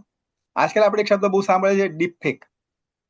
તો આ ડીપ ફેક એક તો છે શું, અને છે શું, તો એના શું દુરુપયોગ થઈ રહ્યા છે આજકાલ, જેથી કરીને સરકારે કાયદાઓ કરવા પડ્યા, એના માટે એમેન્ડમેન્ટ બહાર પાડવું પડ્યું, લોકસભામાં એના વિશે ચર્ચાઓ કરવામાં આવી. તો ડીપફેક શું છે, એના શું ઇમ્પેક્ટ છે સોસાયટી ઉપર, અને કેમ સરકારે કાયદા ઘડવો પડ્યો? ઓકે, સિમ્પલ ભાષામાં, સાદી ભાષામાં સમજાવું તો આજે આપણો આ જે રેકોર્ડ થાય છે સેશન એ યુટ્યુબમાં લાઈવ છે, અને એ પછી હંમેશા યુટ્યુબમાં એની લિંક રહેશે. તો મારા 1 કલાકના સેશનમાં અથવા તો લેટ્સ સે અડધી કલાક હું બોલું છું, ત્યાં સુધીમાં મારા શરીરના બધા જ હાવભાવ અને બધી જ વસ્તુ એમાં કેપ્ચર થશે. તો મારી પાસે ડેટા છે કે આ માણસ છે એ બોલે છે તો આવી રીતે બોલે છે, એના ફેશિયલ એક્સપ્રેશન આવા છે, એમના લિપસિંગ છે એ આવી રીતે થાય છે, એની આંખના એક્સપ્રેશન એવા છે, એ અડધી કલાકનો મારી પાસે વિડીયો છે. AI નો ઉપયોગ કરીને હું એવું AI મોડેલ બનાવી શકું કે જે મારા જેવું 100% દેખાય છે, અને પછી હું એને જે સ્ક્રિપ્ટ આપું એ બોલશે. એનો મતલબ ડીપફેક. મારા પર કોઈ ડીપફેક ન કરે એનો મતલબ નથી, પણ જ્યારે મુખ્યમંત્રી છે, પ્રધાનમંત્રી છે, કે જે લોકો ખૂબ મોટા હોદ્દા ઉપર છે, એ લોકોના વિડીયો લઈ એના પર એમને પોતાને જે બોલાવડાવવું છે એ આપી અને એ બોલાવે, અને જે કદાચ સમાજના હિતમાં ન હોય અથવા તો કોઈ ખોટા ઇન્સ્ટ્રક્શન્સ આપવાના હોય અથવા કંઈ ખોટું બોલવાનું હોય, એવી રીતે વિડીયો આપી અને સોશિયલ મીડિયા પર સ્પ્રેડ કરે, દેટ ઇઝ અ ડીપફેક, કે જે એકચ્યુઅલમાં છે નહીં એમ છતાં પણ કંઈક નવું બનાવી અને લોકોની સામે પીરસે છે. ડીપફેકનો સૌથી મોટો પ્રોબ્લેમ એ જ છે કે એ આમ આદમી માણસ પોતે જોઈને નક્કી ન કરી શકે કે આ એકચ્યુઅલ વિડીયો છે કે ડીપફેક છે. એના ઘણા બધા AI ટૂલ્સ છે, એ AI એન્જિનિયર પોતે જાણી શકે કે કઈ રીતે વિડીયો બનેલો છે, એમાં શું માઇક્રો પ્રોબ્લેમ્સ છે, શું છે, આપણે એની ઓરિજિનાલિટી ચેક કરી શકીએ. પણ એ આમ આદમી માટે સરળ નથી કે જોઈને ના ખબર પડે. સિમ્પલ, જ્યારે એ કોર્ટમાં જાય, જ્યારે એના પર કેસ થાય, એના પર પ્રોસેસ થાય, ત્યારે નક્કી થઈ શકે કે આ વિડીયો સાચો હતો, ખોટો હતો, એની ઓરિજિનાલિટી શું હતી. પણ એ લાંબી પ્રોસેસમાં જતું રહે. સો ડીપફેક અત્યારનો બહુ જ મોટો અને સળગતો પ્રશ્ન છે, but I am very happy to share કે આજે મોર્નિંગમાં જ, આજે 11 અને 12 AM Indian AI governance guideline છે ભારત સરકારે બહાર પાડી છે, અને એમાં એને ખૂબ જ સરસ પ્લાનિંગ આપ્યું છે, ખાલી ડીપફેકનું નહીં બટ ઓવરઓલ AIમાં, ઇન્ડિયામાં AI માટે એ લોકો શું શું કરશે કે જેનાથી એની જે નેગેટિવ ઇમ્પેક્ટ છે એ મેક્સિમમ ઓછી થઈ શકે. અને એમાં એમને 3 પ્લાનિંગ આપ્યા છે, short term, medium term, long term. એમાં લોંગ ટર્મ પ્લાનિંગમાં એક બહુ સરસ વસ્તુ છે, that is the adopt new laws to account for emerging risk and capabilities.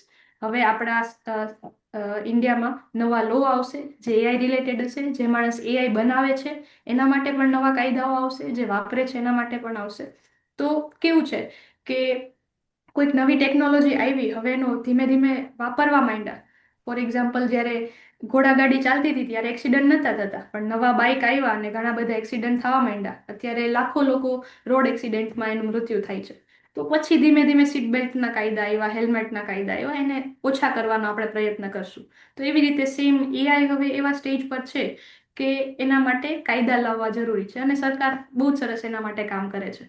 અમારા જ્યારે AI બનાવી છીએ, હું જે કામ કરું છું એ AI જનરેટ કરતી કંપની છે કે જેમાં અમે AI ના નવા નવા સોલ્યુશન બનાવી છે. તો અમારા માટે બી ડેટા સિક્યોરિટીને લઈને બહુ બધા કાયદાઓ છે. અમે કોઈ પણનો ડેટા ગમે તે રીતે ખોટી રીતે ન વાપરી શકીએ, ગમે ત્યારે સરકાર અમારા પર આંગળી ઉઠાવી શકે.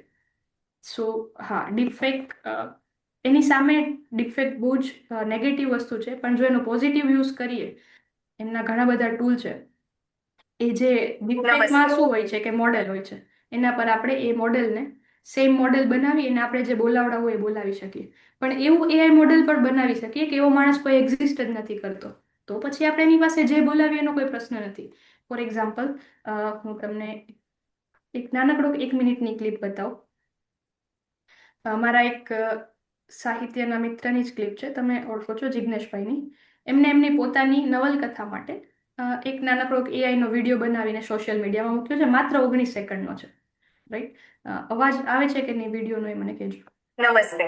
આવે છે? Yes. આવે. મારું નામ સિદ્ધિ છે. જિગ્નેશ અધ્યાયના પુસ્તકો, અર્થશ્રી અને કથા સંહિતાને આપ સૌનો અઢળક સ્નેહ મળ્યો છે. એવી જ કથાઓ હવે ટૂંકા પણ અસરકારક સ્વરૂપે તમારી સમક્ષ આવશે. આ યાત્રામાં જોડાઓ. અમને ઇન્સ્ટાગ્રામ પર ફોલો કરો. તો આ પોઝિટિવ યુઝ છે. આપણે આવા પોઝિટિવ મોડેલ પણ બનાવી શકીએ છીએ જે સારા છે, અને આપણે ઘણી બધી પોતાની પર્સનલ વસ્તુ માટે ફ્રી ઓફ કોસ્ટ AI વાપરી શકીએ છીએ અને ઉપયોગ કરી શકીએ છીએ. કોકિલાબેન, તમે કીધેલા સમય પ્રમાણે 9:52 થઈ છે, એટલે જો પ્રશ્નોત્તરી ચાલુ કરીએ તો ને, તો પછી અમે બીજા વિષય પર આગળ વધીએ. તમે કહો એમ. પ્રશ્નોત્તરી ચાલુ કરીએ, પણ એકાદો ક્વેશ્ચન પૂછશો તો ચાલશે, કારણ કે બહુ જ રસપ્રદ રીતે ચાલી રહ્યું છે. એકાદો પ્રશ્ન પૂછો, પછી છે પ્રશ્ન હું આપું છું તમને. હા, એટલે તો હિરલ હવે એ બીજા પ્રશ્નો આવે ત્યાં સુધી એક આપણે મેઇન વાત હતી એક મેડિકલ સાયન્સની.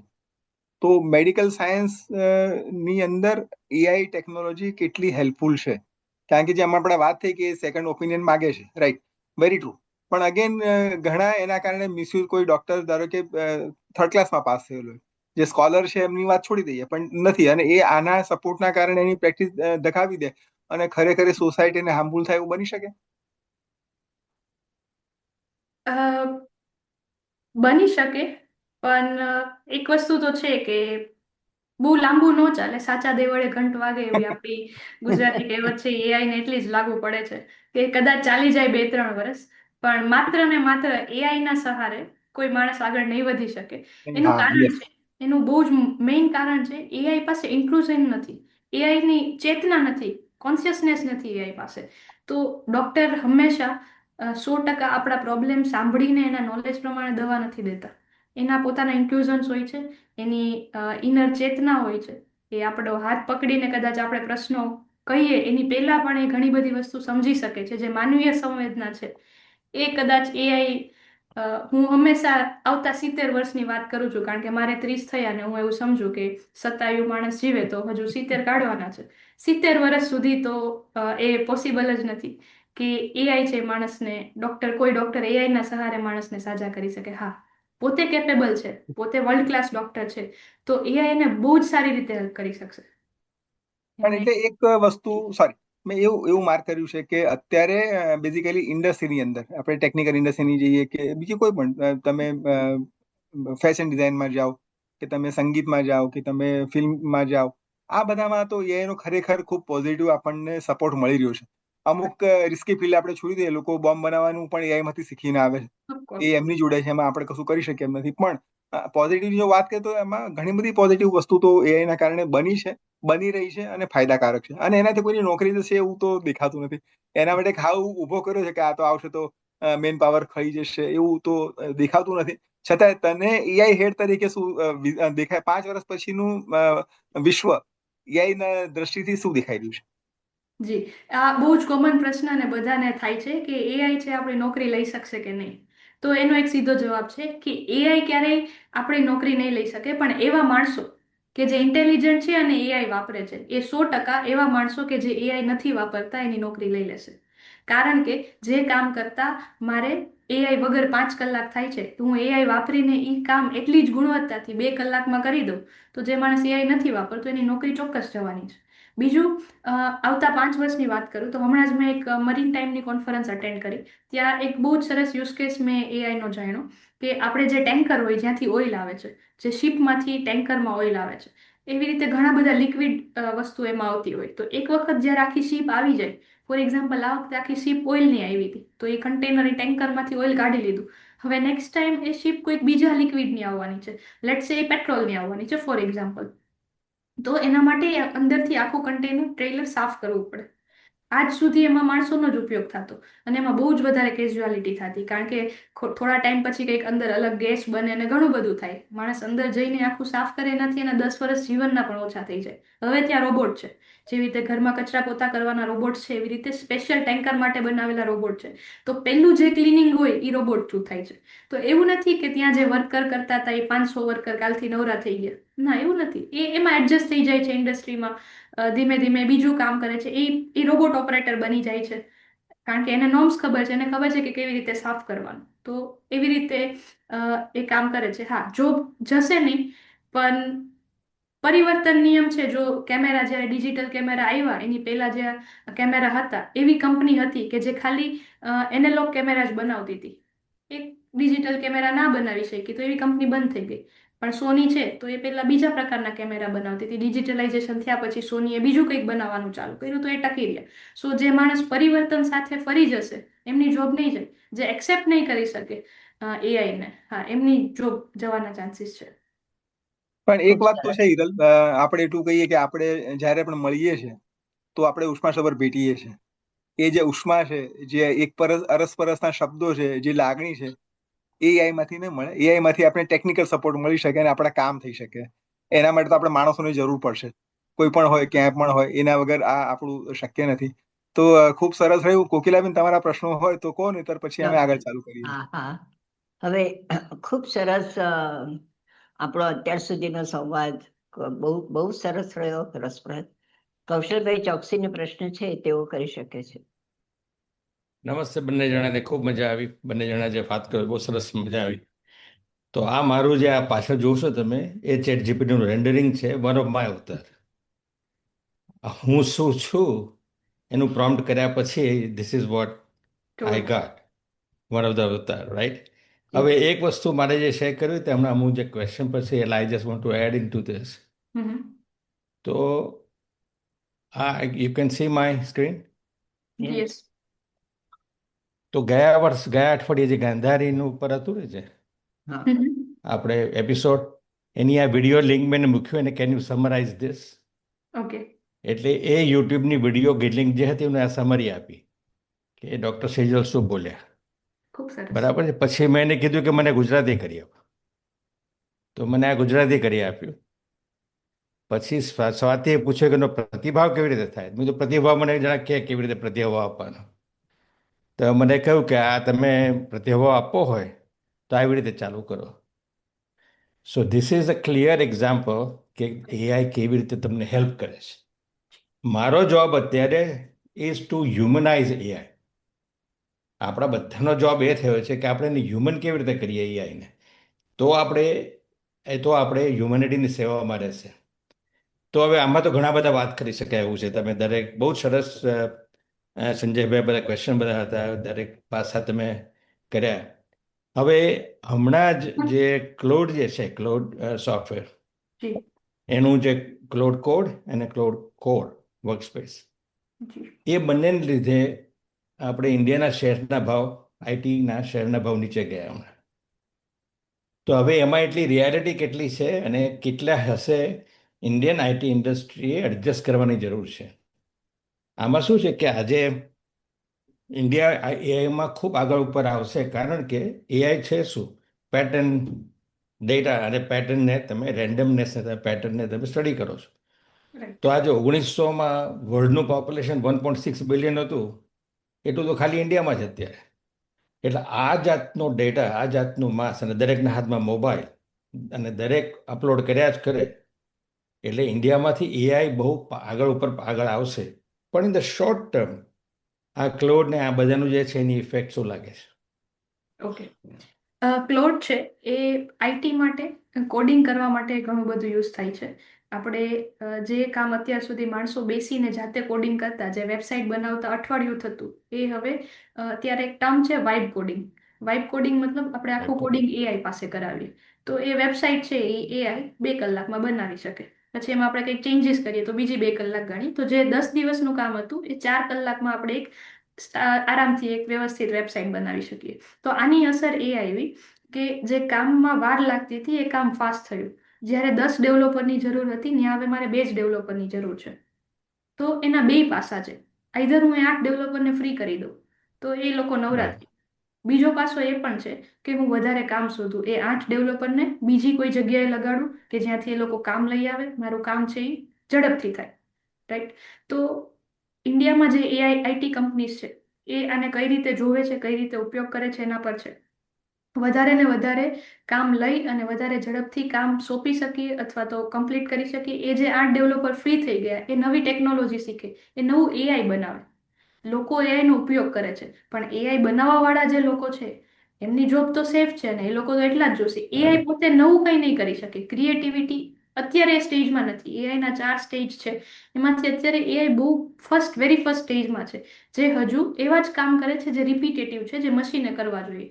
જે સાવ લાઈક એમાં નવું કંઈ વિચારવાનું નથી એ ટાઈપના કામ એઆઈ કરે છે. પ્લસ જે જનરેટિવ એઆઈ છે હમણાં છેલ્લા 10 વર્ષથી આવ્યું છે ને 5 વર્ષથી વધારે, ચેટ જીપીટી પછી વધારે આવ્યું છે કે કંઈક નવું જનરેટ કરે, જનરેટિવ એઆઈ. પણ એ ક્રિએટિવ એઆઈ નથી. જે વસ્તુ ઓલરેડી પડેલી છે, જે બુક્સ ઓલરેડી એઆઈને ફીડ કરેલી છે, એમાંથી કંઈક જનરેટ કરીને આપે છે, અને એની એક લિમિટેશન હોય છે. તમે એઆઈ પાસે વેબસાઇટ બનાવો અને કોઈ બહુ મોટા આર્ટિસ્ટ પાસે વેબસાઇટ બનાવો, એ બે વચ્ચેનો જે ગેપ છે એ ક્યારેય ફીલ નહીં થાય. તો હા, એથી જોબ ઓછી થશે, પણ એવા લોકોની જોબ ઓછી થશે જે અત્યાર સુધી મશીનની જેમ કામ કરતા હતા. તો આવનારા વર્ષોમાં બરાબર. એમાં બહુ જ વધારે ફરક પડશે. લોકોની કામ કરવાની પદ્ધતિ છે કેવી, એના ઉપર છે. તમે બેઠા બેઠા એક જેવું જ કામ કરો છો, પેજ ગણો છો, તો એ તરત ગણી દેશે. ક્રિએટિવ લોકો એટલે છે એ ટકી રહેશે. એટલે આઈ થિંક યુ રાઈટ. એટલી અવેરનેસ હોવી જોઈએ કે they have to keep moving. Correct. Otherwise believe નથી થઈ જવાય. આજે હમણાં મેં એક સોંગ બનાવ્યું suno.com, suno.ai-માં, હમ. અને એ સોંગ મારે એકદમ અપબીટ સોંગ જોઈતું હતું મારે કંપની મારે રિફોરેસ્ટેશન પર. તો લિરિક્સ સાથે ટેલર સ્વિફ્ટ જેવું લાગે એવું સોંગ એણે મને 5 જ મિનિટમાં આપી દીધું, લિરિક્સ સાથે, right? So that was creative also. એટલે આપણે શું છે કે તૈયાર રહેવાની જરૂર છે ઇન્ડિયામાં, કે જ્યારે એજન્ટિક વર્લ્ડમાં જઈએ ચેટબોટથી, ત્યારે આપણે તૈયાર રહેવાની જરૂર છે. વેરી ગુડ, બહુ મજા આવી. Thank you. જી, હું અલગ અલગ કોલેજમાં લેક્ચર્સ લઉં છું એમના પ્રોફેસરોને, ત્યારે હું એક વસ્તુ એક્ઝામ્પલ આપું છું કે અત્યાર સુધી સ્ટુડન્ટ તમને ક્વેશ્ચન પૂછતા હતા, એ હવે ચેટ જીપીટી ને એઆઈને પૂછી લે છે. એનો મતલબ એવો નથી કે તમારી જરૂર નથી, પણ તમને એ લોકો એવા પ્રશ્નો પૂછશે કે જે એના એઆઈ જવાબ નહીં આપી શકે. તો પ્રોફેસરો એનું સ્ટાન્ડર્ડ ઊંચું કરવાનું છે કે એ સ્ટુડન્ટના એવા જવાબ આપી શકે કે જે એઆઈ આપવા સમર્થ નથી. એવું નથી કે એની જરૂર નહીં પડે. Thank you. ખૂબ સરસ હિરલ, બહુ ઇન્ટરેસ્ટિંગ. અને હજુ તો આ એ પર ઘણું ઘણું જાણવાનું બાકી છે. તમારા અમુક શબ્દો જે છે, લોગેરિઝમ્સ ને એ બધું જાણવું પડે અમારા લોકોને. ખૂબ સરસ સંજયભાઈ, પ્રશ્નો તમે સરસ પૂછ્યા. કે વચ્ચે વચ્ચે જે સવાલ આવે છે ને, એ સવાલના જવાબ સંજયભાઈ તમે વાંચીને તમે સવાલ પૂછી જ લીધા છે, એટલે એ લોકોને બધાને જવાબ મળી ગયા છે. એક ફક્ત દીપ્તિ ગાડા એવું પૂછ્યું છે કે શું અત્યારે એઆઈ આપણને જુએ છે? એઆઈ આપણને અત્યારે કદાચ નથી જોતું, પણ આ જે ડેટા સ્ટોર થાય છે એ ક્યાંક ને ક્યાંક ભવિષ્યમાં એઆઈને ટ્રેન કરવા માટે ઉપયોગમાં આવશે. પણ એ ડાયરેક્ટ ઉપયોગમાં ના આવતું હોય. એવું બને કે અત્યારે જે વિડીયો ફોર્મેટ છે એને કન્વર્ટ કરીને, મેં જે 0-1 ડેટાની વાત કરી, એ એવા ફોર્મેટમાં કન્વર્ટ થાય કે માણસ કોઈ વાંચી ના શકે, તો પછી એ ડેટા સેફ થઈ ગયો. તો એવી રીતે ડેટાને કન્વર્ટ કરી અને એ ઘણી બધી બીજી કંપનીને વેચવામાં આવે. ઝૂમ વાળા છે, એમની પાસે તો આ બધા વિડીયો છે જ. આપણે રેકોર્ડ કરીએ કે ના કરીએ, એ લોકો તો કરે જ છે, કારણ કે એ લોકો આપણને ફ્રી પ્લેટફોર્મ શું કામ આપે છે? આ બધા વિડીયો સ્ટોર કરવા માટે. તો હા, એઆઈ આપણને ઇનડાયરેક્ટલી તો જોવે જ છે, અને આ જ બધી વસ્તુને એ લોકો પછી મોડેલ ટ્રેન કરવામાં યુઝ કરે ને પછી આપણને ફ્રી ચેટબોટ ને એવી બધી વસ્તુ આપે. તો આપણો જ ડેટા છે ને આપણે વાપરીએ છીએ. આજની જે સંભાષણી રહી એ ખૂબ જ રસપ્રદ રહી, અને હવે ઘણા બધાને ઘણા વખત સુધી આ બધા વિચારો આવ્યા જ કરશે. નવા ક્યાં શીખવા જાઉં, શું કરું, એ બધું જ આવશે. તો હવે આ જ પ્રમાણે આવતે કેવું પડે. ખૂબ સરસ, ખૂબ સરસ સંજયભાઈ. તો મને ટેન્શન બહુ આપ્યું, પણ એની સામે આજે આનંદ પણ બહુ જાગ્યો. એ વાત તમે ખોટામાં શું ટેન્શન લો છો? એ જ વાત છે. પણ સ્વભાવ છે ને, મને ટેન્શન જ થઈ ગયું ખરેખર કહું તેમ. એનીવે, ખૂબ સરસ. તમે આજનો જે સંવાદ રહ્યો બહુ સરસ રહ્યો. તમે સવાલો પણ બહુ સરસ પૂછ્યા, અને હિરલ તમે જવાબો એટલા સરળતાથી સરસ રીતે આપ્યા છે ને, શું કહું. એ વાત માટે આભાર તો માનવો જ જોઈએ ને તમારો. તો એના માટે હું નિર્ઝરી વસાવડા, જેઓ ઇન્દોરના એમ્બેસેડર છે, એમને વિનંતી કરીશ કે તેઓ આભાર વ્યક્ત. અને બહુ સાચી વાત કહું કે મારે અને હિરલને આજે જ માત્ર 5 મિનિટ વાત થઈ છે. આના પહેલા કોઈ વાત પણ નથી. અમે નક્કી કર્યું હતું કે અમે કોઈ એવી એડવાન્સ પ્રિપેરેશન નહીં જ કરીએ, અને અમે એ રીતે જ કામ કરીશું. અને એ રીતે જ હિરલનું ખરેખર એને ક્રેડિટ આજના પ્રોગ્રામની પૂરેપૂરી ક્રેડિટ હું હિરલને જ આપું છું, કે એણે આખો પ્રોગ્રામ બહુ સરસ રીતે હેન્ડલ કર્યો. એનો વિષય હતો તો પણ વિષય હોવો અને જાણકારી હોવી, અને એને વ્યવસ્થિત રીતે વાત કરવી, અને એની જે ફ્લો હતો સરસ હતો, જાણકારી સરસ હતી. અને હમણાં જે ચેન્નાઈમાં જઈને આવી હતી, ત્યાં આગળ એને બહુ તાજો અનુભવ જ હતો. અને મેં એને કીધું મને કહેતા કે સંજયભાઈ, આ બધા જ પ્રશ્નો કે અમારે ત્યાં થયેલા જ છે, એટલે મારા માટે તો એકદમ કે આ બધું રિફાઇન થઈ ગયેલી જ વસ્તુ છે. કોઈ વિષય નથી, તમે ગમે ત્યાંથી ગમે તે પૂછો, મારે કોઈ જ જરૂરી નથી કોઈ તૈયારી કરવાની. એની એક બહુ ચેલેન્જિંગ કામ એને બહુ ઇઝીલી સ્વીકારી લીધું, અને અમે બંને સહજતાથી કામ કર્યું. એને પણ મારી સાથે બોન્ડિંગ સારું છે, અમારી બંનેની મિત્રતા સારી છે, એટલે અમારું કામ ફ્રેન્ડ વાત કરતા હોય એવું જ લાગતું હતું. કે અમે લોકો છીએ જ નહીં, પણ તમે બે ફ્રેન્ડ વાત કરો છો એવું જ લાગતું હતું. અને હા, લખે સહજતાથી છે છે કે ને, લોકોને હિરલ ગમ્યું એટલે ગમ્યું લોકોને, એવું હિરલ પણ એક અને શક્યતા હા ખરી કે એ જ સહજ વાત છે, લોકોને ગમે. લખે છે કે હિરલ અને સંજયભાઈને ફરી બોલાવજો, એવી નમ્ર વિનંતી આવી છે, તો તમને ફરી બોલાવવામાં આવશે. હમણાં કોકનો મેસેજ વાંચો, ફરી બોલાવજો, ત્રીજી વાર તો બોલાવો, બીજાને આવવા દો. આજે હેટ્રિક વાગી છે મારી તો. બોલો નિર્ઝરી. નિર્ઝરીબેન નમસ્તે. જી નમસ્તે. બસ જો આટલું સરસ તમારું વ્યક્તવ્ય હતું, તેના માટે પહેલા તો મારે કોકિલાબેનને આભાર માનવો જોઈએ કે આવા વિષય સાથે અમારા GSFના શ્રોતાઓને અવગત કરાવે છે. અને ખરેખર એવું નથી કે અત્યારના વડીલો અહીંયા જે છે શ્રોતાઓ તરીકે એને જ આ એઆઈની ઇન્ફોર્મેશનની જરૂર હતી. અમારા જેવા યંગ લોકોને પણ આમાં ઝીરો આઈડિયા હોય છે અને થોડો ડર પણ રહેતો હોય છે કે નવી ટેકનોલોજીને કઈ રીતે યુઝ કરશું. તો આજે એઆઈને કારણે કેટલા બધા આપણે સેફગાર્ડ સાથે આગળ ચાલી શકશું એ એક તો વધારે ખ્યાલ આવ્યો. અને સંજયભાઈને દરેક પ્રશ્નો પછી જે તમારો જે સરળતાનો જવાબ હતો એ તમારો મને તો ઉત્કંઠા વધતી હતી કે આમાં એ શું જવાબ આપી શકે ને એટલું સરળ તમે અમને કહ્યું છે કે આજથી આજે જે વાત થઈ કે તો મેં મહાશિવરાત્રી માટે મેં પણ લખ્યું હતું, તો તમે જે સ્ક્રીન ઉપર લઈ આવ્યા મહાશિવરાત્રીની ડિટેલ્સ એનાથી તદ્દન મારામાં જુદી આવેલી હતી. એટલે જે તમે જે કહેતા હતા કે વિચારો આપણા એ પ્રમાણે આવે, એક્ઝેક્ટલી એ તમે સાબિત કરી બતાવ્યું. અને ઇટ ઇઝ પ્રૂવન કે કઈ રીતે આજે જેમ કે મારે તમારો થેન્ક્સ માનવો હતો તો મને એઆઈ વિશે કશી જ નહોતી ખબર, તો મેં એમાં પણ માન્યું હતું કે હું કઈ રીતે થેન્ક્સ માની શકીશ. એ મને આઈડિયા આપી દીધો, પણ તમારા બંનેને અમને જ્યારે લાઈવ જોતા હોઈએ ત્યારે આ તો મારી જ અભિવ્યક્તિ છે. મેં કદાચ જે વાંચ્યું હશે એ પણ હું અહીંયા નથી બોલી શકતી. એટલે મને હવે હું વધારે કોન્ફિડન્ટ છું કે હું મારા ડાન્સ ફિલ્ડમાં પણ જો એઆઈને વાપરીશ તો મારી ક્રિએટિવિટીને કોઈ જ અસર નહીં થાય, એ મને કોન્ફિડન્સ આવ્યો. એ રીતે આજે તમે અમને બહુ જ સરસ માહિતી આપી છે. અને કોકિલાબેન, ખરેખર ધન્યવાદ છે તમને કે આવા વિષયો સાથે અમને અવગત કરાવો છો. સાહિત્ય સાથે વિજ્ઞાન જોડાય છે ત્યારે વધારે મજા આવે છે. રિંકી, આવી રીતે જ્યારે અમે ટેકનિકલના કોઈ પણ વિઘ્ન વગર જોઈએ છીએ, એ પણ એક કદાચ એઆઈનો પાર્ટ હશે એમ માનું છું. તમે સોફ્ટવેર એવી રીતે એડોપ્ટ કર્યું લાગે છે. તો GSFની ટીમનો એ બદલ ધન્યવાદ માનું છું. આભારે છું. ઓમ નમઃ શિવાય. ઓમ નમઃ શિવાય. આજે એક નવું મેં કર્યું કે એ બંને જણા જ એકબીજાની ઓળખાણ આપે. કારણ કે સંજયભાઈ હિરલને વધારે સારું ઓળખે ને હિરલ સંજયભાઈને ઓળખते હોય, એટલે મેં કહ્યું તમે એકબીજાની ઓળખાણ આપજો. હવે જગદીશભાઈ, આપણે 2 મિનિટ આપું છું, બોલજો કઈ. ઓમ નમઃ શિવાય. ખરેખર ખૂબ સરસ. હવે આજની આપણી જે સફર છે એને આપણે અલ્પવિરામ મૂકીશું ને, તો આ સફરને આજે અલ્પવિરામ મૂકી અને આપણી જે સફર આગળ વધશે તે આવતા રવિવારે રાતના ભારત